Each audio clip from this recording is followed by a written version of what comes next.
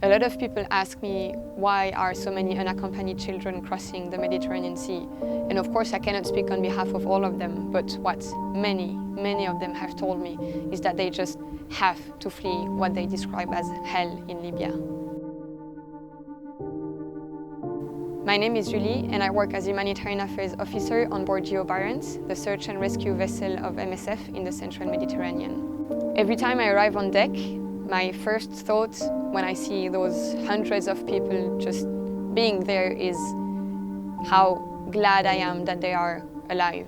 And you see all of them wearing those blue masks covering half of their face and the black beanie that we give them when they arrive on board.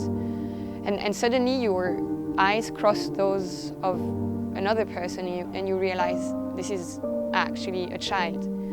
This is a child on a ship and he has just crossed the world's deadliest migration route and he's here without any mother, without any father, without any family member. During this rotation, there was a very high number of unaccompanied minors on board, 140, and that is the highest number of unaccompanied minors that have ever been rescued by Geo Barents.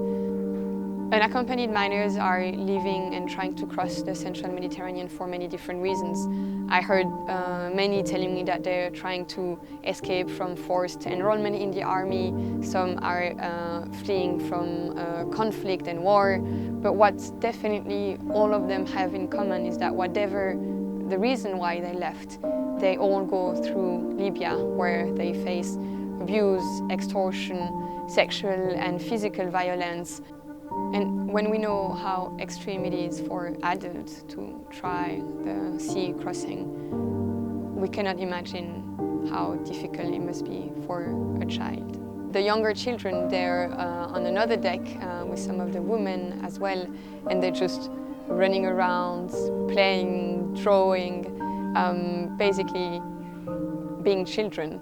But although they seemingly are coping with the situation, we also know how affected they remain by the situation and by what they've been through in Libya.